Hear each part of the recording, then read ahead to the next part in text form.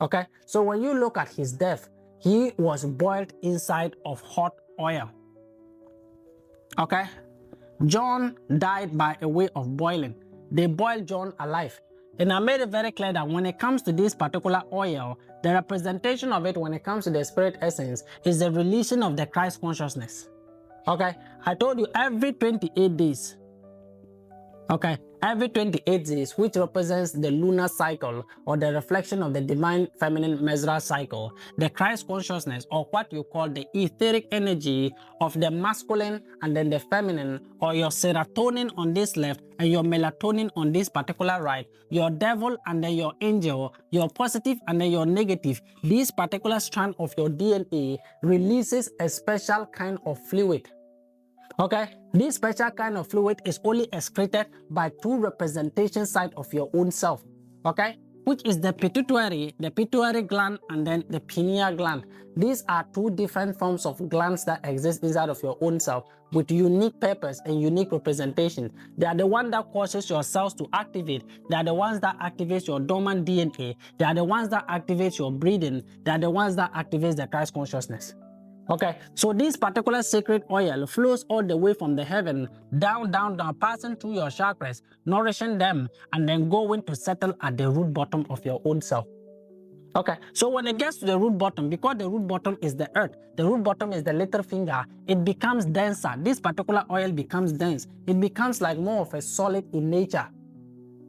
Okay, it becomes solid in nature. So this particular energy, when it gets to that 28 days, it can either diminish during the lunar cycle. The lunar cycle is when they tell you about the full moon. When it gets to the full moon, this particular oil down here will begin to agitate. It will begin to shake. It will begin to feel restless, because that particular time is the time that you need to pump it up back to the heavens by a way of combining the fire element, by a way of combining the water element, and combining the earth element.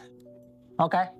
By way of combining these three elements through a way of breathing. You breathe in and then you breathe out. Your left side and then your right side. You breathe in and then you breathe out. You breathe in and then you breathe out. So when we talk about the 12 cranial nerves and finisher, I'm going to take the time to take your spine, and then we are going to split your spine into pieces, and then I'll explain deeply into this particular breathing techniques or this particular way of breathing, that you understand the deepest context of the angels carry the information all around from the heavens to the earth and from the earth to the heavens. Okay, so this particular oil is always in a solid state. This particular oil is in a solid state, waiting for you to use your breathing. Your breathing is the ether. You don't breathe in air. That is why I made it very clear that people that are telling you there's something called an air element, there is no air element. When you look at the earth element, that is what is made up of humus. Humus is the earth. Humus is different categories, kinds of minerals that are forming the physical representation of what you call an earth element. When you look at the water element, what is water made out of? You see, it's very simple. But when it comes to the air element, you will not get one specific element that is making up of the air element. So it is the etheric representation. It's not air, it's ether. Okay, it's not air, it's ether. So this particular ether energy is what filtrates the lungs. The lungs is the one thing that holds the information. That is why you breathe in oxygen and then you breathe out carbon dioxide. Do you understand? Immediately the air gets or the ether gets into your lungs, it is interpreted in a different form of information. So you are not breathing air, you are breathing ether, you are breathing information. Okay, you are digesting information. So when it comes to the representation of your breathing style, when you take the air deeply inside of your nostrils, this particular air goes a long way to warm the solid content of what the oil is, and then turn it into liquid form, and then it travels all the way, okay, through your chakras. Whenever it hits this particular chakra, it begins to ring and then awaken. Whenever it hits the next chakra, it begins to ring and awaken. Whenever it hits the next chakra, it will keep ringing and then opening them one after the other until the entirety. When it gets to your heart chakra is in the middle. Okay, your heart chakra is in the middle. It's like a thermometer. You are trying to push the thermometer, the liquid or the mercury inside of the thermometer all the way to the top, depending on the temperature of your body. So that is how it is. When you are breathing in and you are breathing out, this particular energy is going to be forced upward. turning the solid state of yourself into liquid state, and from the liquid state is going to get to the heart, and the heart is going to amplify the amount of energy that exists in that particular Christ consciousness, and then turn it into ether, and then fire it all the way to the heavens. That is when you awaken the Christ consciousness. That is when your pineal gland begins to awaken. That is what awakening is about. That is you amplifying the wisdom part of yourself, learning to look inward like John. Learn to look inwards, and then the revealing of what the truth is, of the wisdom of what Sophia is, or the wisdom of ages is. And through that, gaining that particular wisdom, you can interpret reality by a way of sight, looking down and then seeing everything that exists. Do you understand the Apostle John? Okay, we'll go much deeply into the oil. So this particular oil, boiling of John, is about telling you about the Christ consciousness that he received, being able to connect to the center of who Yeshua is, being able to connect to the center of Christ in order to be the revealer of the information about the entirety of what the ocean is about. But these people have a way of putting information in a particular cryptic form. Instead of just saying it very simply for you to understand, they will use poem, they will use Shakespeare, they will use all sorts of ways in order to hide the particular secret from getting out there by a way of making it simple for you to understand. So they're rather complicated, and then the understanding is made easier when I'm here. Okay, so let's go. The fifth cranial nerve is what you call the trigeminal nerve. The fifth cranial nerve. Okay, the fifth cranial nerve in the representation of the 12th cranial nerve is what you call the trigeminal nerve. This particular trigeminal nerve. Okay. So it's very simple for you people to understand this thing once you begin to see that every single one of them is connected to the other. Okay. So the functions of this particular trigeminal nerve is responsible for providing sensory information to the face and the motor function of the muscles for mastication.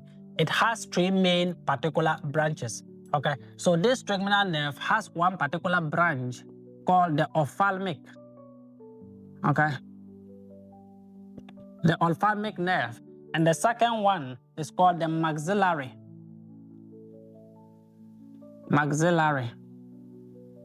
And the third one is called the mandibular. These are all different, okay? These are all various functions of nerves that are connected to the face, okay? And I made it very clear, the way in which your nervous system works, you know, there are transmissions, they are like this particular thing from the absolute, and then it begins to form extensions of itself. So these particular extensions of itself is what they are trying to tell you the function of this particular trigeminal nerve is. Okay, it is responsible for causing you to be able to make varieties of facial expressions. The facial expressions here is talking about your sense of touch. Okay, your sense of touch, you being able to carry motor signals in order to wink your face or to do your face one way or the other, using your face to express things, a variety of things. So when it comes to the reading of it here, no, the mandibular and then the maxillary and then the ophthalmic nerve are three distinct kind of nerves, okay, that exist on the face that allows you to form certain patterns around the face, to be able to move your face in certain ways by a way of touch, by a way of feeling these particular sensory nerves on your own self. Do you understand what I'm saying? So when it comes to this particular trigeminal nerve, you can read deep into it, but the representation of it, or the apostle that deals with it, is the Apostle Philip. Okay? The Apostle Philip is the apostle that is connected to the trigeminal nerve. Do you understand what I'm saying? Okay? So when it comes to Peter, Peter helped the Gentiles learn about the Savior's ways and then teachings. He distributed the miraculous bread and then the 3 fishes to the multitude that Jesus fed. Okay? So when it comes to the trigeminal nerve, I made it very clear. The duty of it is to provide sensory information. This particular sensory information is the extensions of your nervous system across the 3 basic lines of your face. So this sensory information and motor function to the muscles for you to be able to masticate. When they are talking about mastication, they are talking about your sense of taste, your sense of being able to chew food. put food inside of your mouth and then to chew it. Mastication represents food, your sense of taste. So these particular three aspects of yourself, one allows you to transmit by a way of touch, which is by a way of you feeling the sensation or you being able to feel the touch, touching your face and then to feel it. That is one part of this particular ophthalmic and then the maxillary and then the mandibular function. The other functions of them is to allow you to masticate food, allow you to open your mouth and then to crush the food inside of your mouth in order to turn it from one point into another. That makes digestion very easily. Okay, so when it comes to the Apostle Philip, he taught the Gentiles on how to understand the ways of who? Yeshua, or the ways of the Spirit. Okay, so when it comes to the Gentiles, what are the Gentiles? Who are the Gentiles? Okay, people would like to make you believe that this particular Gentiles is referring to black people. No, it is not. Okay, this Gentiles isn't reflecting to black people. It isn't reflecting to white people. It is reflecting to those that are ignorant of what the Spirit is. Okay, when you are ignorant of what the Spirit is, you are a Gentile. I made it very clear. These particular 12 houses, when we get to the 12 houses of Israel, I will explain it very easily. Okay, but when it comes to the representation of you people inside of this world, the Gentiles representation are what you call the pale skin or the white. The pale skin or the white. Because when it comes to the representation of the Spirit itself, it first condensed as a 9 etheric people. So 9 etheric people are like the dark-skinned people inside of this world. You were the first to understand the information about who Yeshua was, and then according to every 12 apostle representation of your own self. So these particular 12 apostles represented 12 distinct people, 12 distinct houses, 12 distinct representation of the abilities that exist inside of your own self as Yeshua. Do you understand? So when it comes to the Apostle Philip as the 5th apostle, he was the one that helped the Gentiles, the ones that exist outside of this, or the ones that exist like a quarter version or a certain percentage. Okay?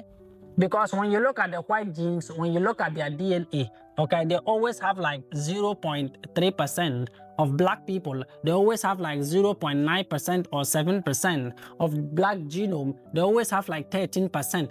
That is how it is. Okay, so the level of percentage here depicts the level of gentility or a Gentile that you are. Okay, so they are talking about the Apostle Philip being able to teach the Gentiles about the ways of Yeshua. It's about you being able to tell them that there's something more to the physical self than what they are telling you that it is. That is a way of you explaining ignorance. Do you understand? That is a way of you explaining ignorance. Philip was explaining ignorance to them, that they don't have to just be blind to what the physical 5 senses is, because it is through the manipulation of these particular 5 senses that they are able to control what the soul is. They are able to put your entire DNA to sleep. So Philip being able to tell the Gentiles about the ways of Yeshua is about you awakening. It's about spreading the word, because once each of you begins to awaken as a representation of what these apostles are, you begin to connect deeply into the ocean, and you will feel a soul responsibility of being the one trying to save everybody or trying to alert everybody about what the information about the soul is. You understand this very simple thing? Okay, so he helped distribute the miraculous bread. And I made it very clear, when they are talking about the bread of life, they are not just talking about the physical representation of a bread. They are trying to talk about the color representation of what the brown is. Okay, every bread, the bread is brown. Okay, and brown color is the color etheric essence of your representation of the middle part of what balance is. Let me explain that part for you easily for you to understand. You see these particular 3 parts of yourself. Okay, the body, the mind, and then the spirit. In the very beginning, I made it very clear. When it comes to the 9 etheric people, the first people that existed here, the pale skin wasn't here. Okay, what you call the pale skin or white wasn't here. There were 3 distinct colors. There were 3 distinct representation of what the 9 etheric is. Although there were varieties of people that had red skin, people that had blue skin, people that had green skin, but we are not coming to the skin matter. We are talking about the etheric representation. So the first etheric people to be represented here are the very dark. Okay, The very dark-skinned people, they are very, very black. When you talk about black, they are typical black.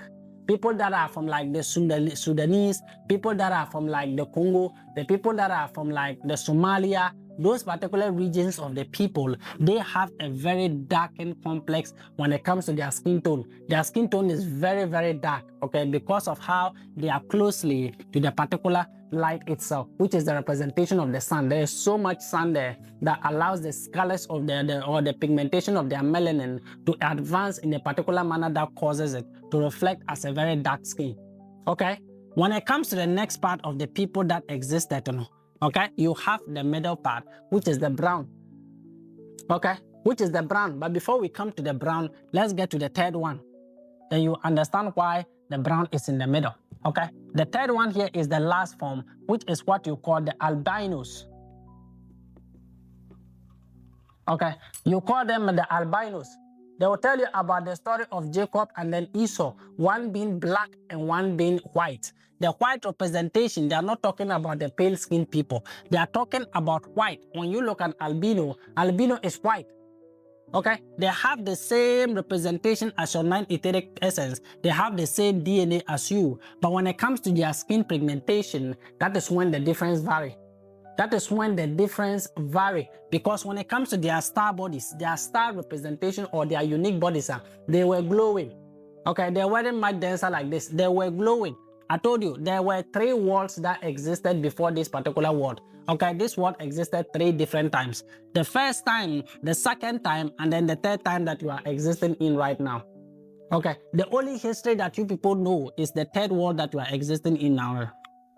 That is why you are having First World War, Second World War, and Third World War. You don't understand what happened in the First World War. You don't understand what happened in the Second World War. What they are telling you that the world is this particular world war. No. They are just telling you about certain things that happened only in this world. The real world war happened in a particular kind of decades that you don't even allow inside of your history books. It doesn't even exist inside of your history books. So the World War I, World War II, World War III only happened in this particular world. Do you understand? But before that particular skin, before you people choose this particular dark skin, before you condense into your dark melanin form and then condense into your albino form, you were light. Okay? You were pure essence, glowing beings. You were glowing, naturally glowing. That is in the first world. Okay? You were glowing before you lose the pigmentation of your skin and then became the second world. That is another form of creation that is talking about the existence of energy picking a particular form, like them calling you the descendants of monkeys. This is the second world. Before then, and then you became into the third world as where you are now. Because I made it very clear, when it comes to representation of the elements and then your particular sensory nerves inside of your own body, every single thing is also representing you eternally. Because you as the spirit started as the spirit and then you condense down into ether, condense down into fire, condense down into water before earth. Okay, so when you are looking at the etheric representation of the spirits that exist inside of this world, some of them, they only have 4 fingers. They only have 4 fingers. They don't have 5. Some of them, they have 3. Only 3 fingers. They are the ones that you call mythologies. They are the ones that you call the folklores. You are the one that they call stories, ancient stories. It doesn't exist. It's just a made-up story, imaginary story. They are trying to tell you what happened in the first world, what happened in your second world, before all those particular things were gotten rid of, and then you are existing in the third world of ignorance. The third world is a particular jail cell. The first world was the Garden of Eden. The Garden of Eden for the gods to experience what physical reality is. That is when you pick your first form as light bodies and then you condense down. Okay, when this world was destroyed, you became a school for the soul. You became a school to learn more about what you are to this particular etheric essence, from growing from 3 fingers into 4 fingers. Okay, so from this particular 4 fingers, that is when you will see beings that exist like the earth being able to pick a particular form that exists as trolls, that exists as fairies, that exists as mermaids, as merfolks. All those particular ones exist in this particular extent of what the soul is. It became a school for souls, different depictions of soul, learning about what it means to be the etheric energy. And this particular world too was destroyed. that was let there be light. The let there be light part of it, was when one of these creatures or most of these creatures were forced underground.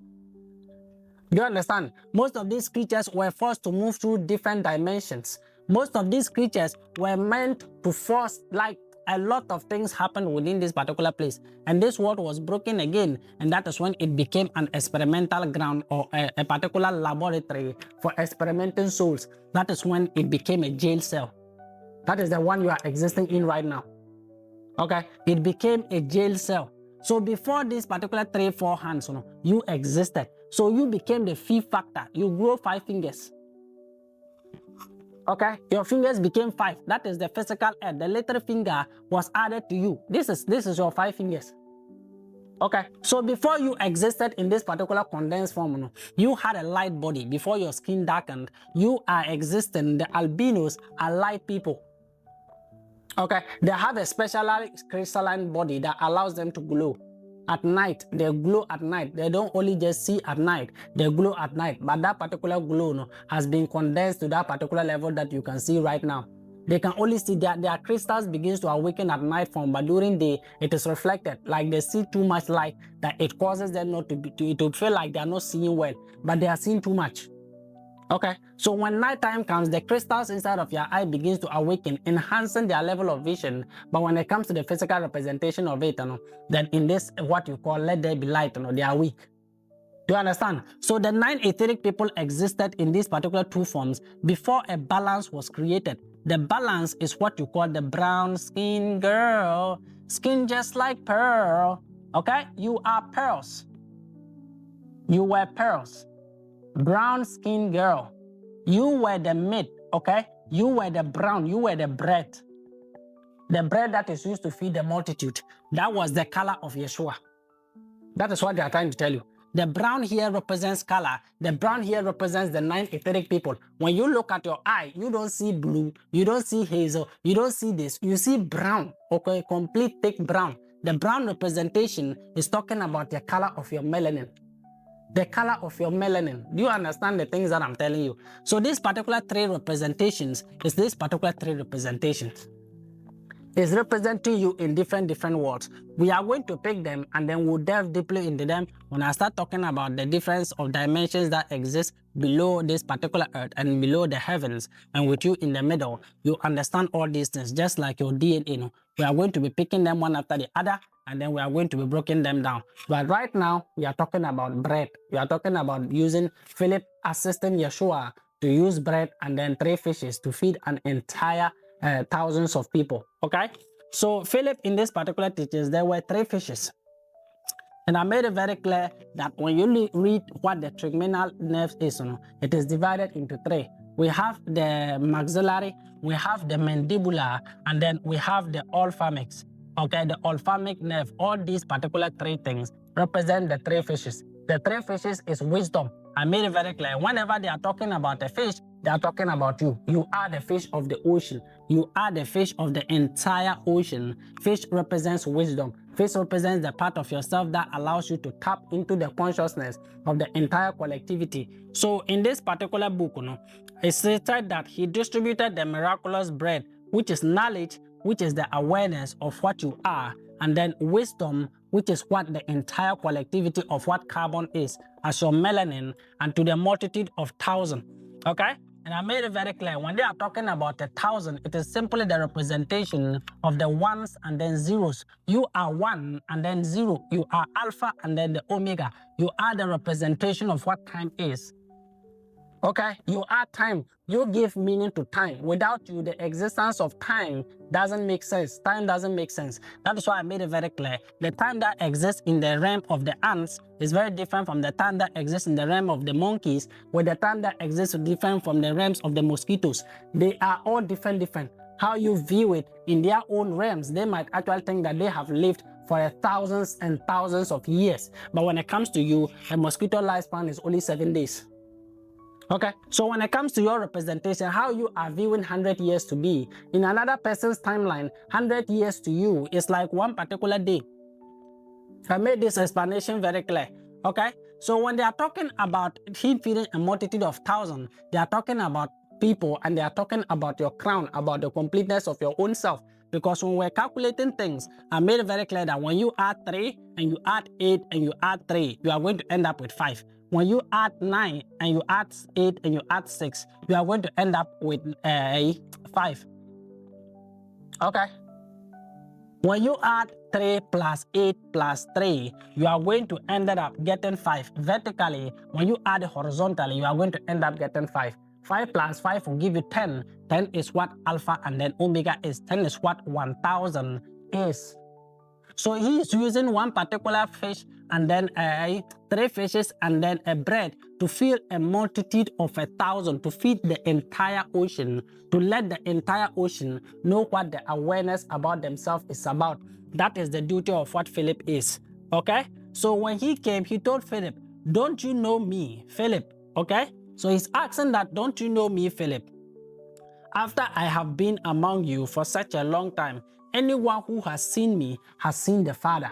Any one of you that has seen Yeshua, any one of you that has connected to the divinity that exists inside of your own self, then you have seen the entirety of who the Father is. You are now connected to what the Absolute is. You are now one with God. You have now returned home, the prodigal son.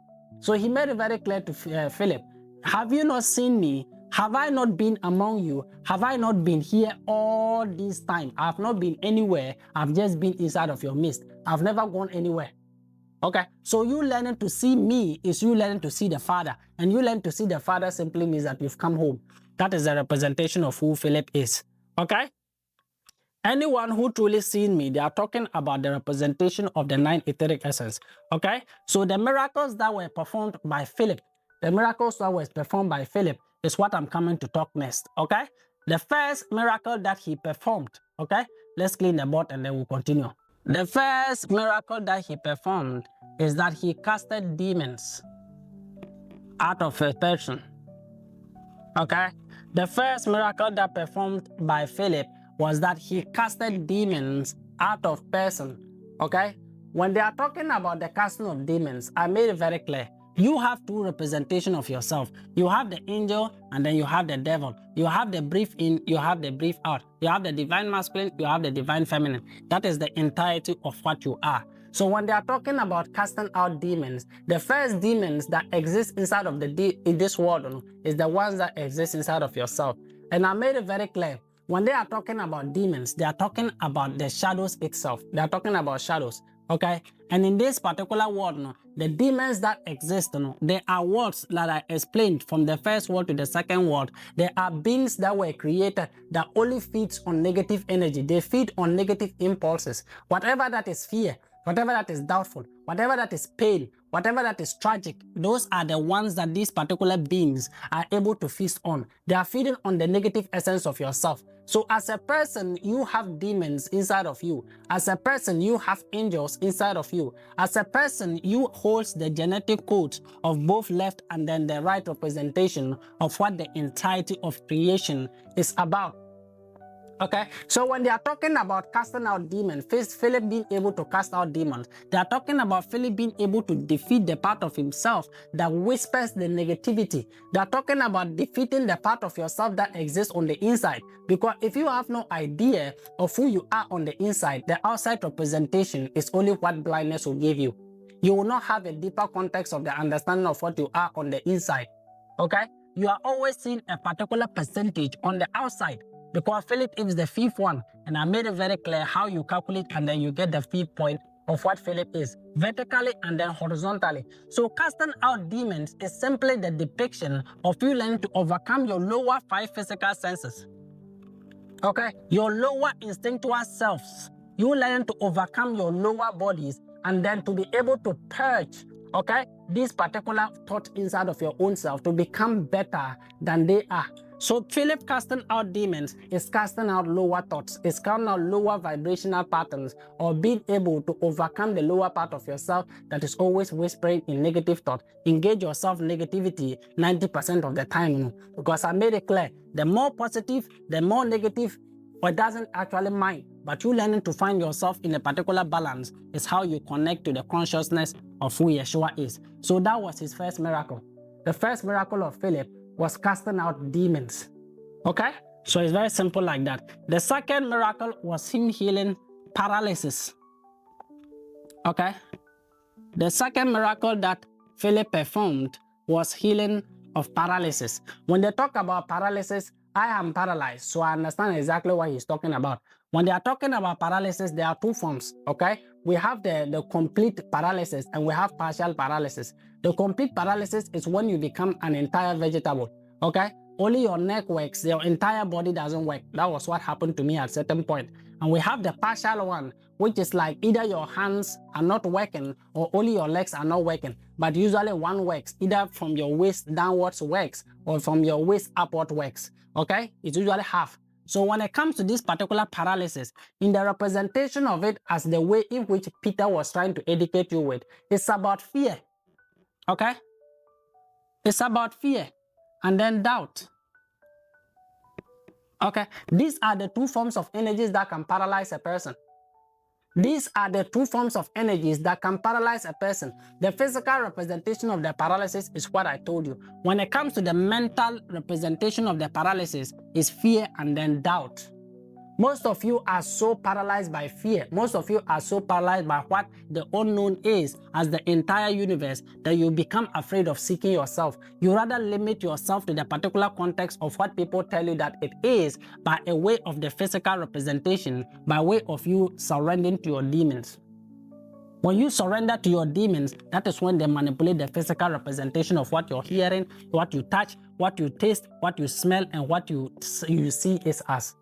Okay, they will tell you that every single new thing that comes, you have to jump on it. Every new thing that comes, you need new things. You have to taste. This one is sweeter than the last one. This one is nicer than the last one. That is what fear and then doubt is about. When you don't learn to build the light inside of you, when you learn to cast out, when you don't learn to cast out the demons inside of you, then you become paralyzed by what fear and by what doubt is. Okay, you will lose yourself in the entire ocean. You become fearful, you become doubtful, and the one that is doubtful cannot walk on the sea. So you will sink to the bottom of the sea like a solid rock, because that is what paralysis gets you. You can't be in the middle of the ocean, you can't be in the middle of an entire sea, ready to swim and then to survive, and you'll be like, no, I will not swim, I will just stay like that, and then you expect not to sink. You will sink to the bottom of the ocean. So when it comes to the representation of who Philip is the trigeminal nerve, and Philip is the one that healed the fear and then the paralysis, because without healing the fear and the paralysis, you can't be able to teach the Gentiles about how to overcome their physical self in order to see something more of what they are. Okay, you need to be able to heal your fear, you need to be able to heal your doubt. That is the beginning form of what your root chakras are. I explained this. Okay, so let's go to the last miracle. Philip is able to heal the lame. Okay, Philip is able to heal the lame. The third miracle that Philip performed is healing of the lame. When they are talking about the lame, they are talking about people that has lost confidence. Okay, when you don't have confidence, when you don't have esteem. When I talk about esteem, I'm talking about you being able to stand up to your own self. You being able to stand up and speak for your own self. You being able to take the duties of life, your own life, into your own hands. That is what it means to grow your self-esteem. Lame simply means that you see yourself to be nothing. You see yourself to be originally not compared to nothing inside of this world. You are just someone that when they tell that you are this, you just accept it. Or tell you are that, you just accept it. You are just a lame man. You are someone that does not stand up for their own self, even though you know that is the right thing to do, but you never have the confidence in order to actually tell them that, no, this isn't how things are. This isn't who I am. I know who I am, and I show you that this is who I am. You are not the one to tell me what I am. So that particular level of confidence can only be boosted when you cast out your demons, heal your fear, and then you'll be able to grow your self-esteem naturally. The more light enters into the body, the more these particular three centers of your own self begin to purge themselves out of your system, and then freedom is guaranteed to your entire being. Do you understand this simple thing? Okay? So that is 5. That is the first 5 that I explained it very simply for you. We are going to move on to the next, okay? But I hope you understand all these 3 things that I've explained in a simplest manner.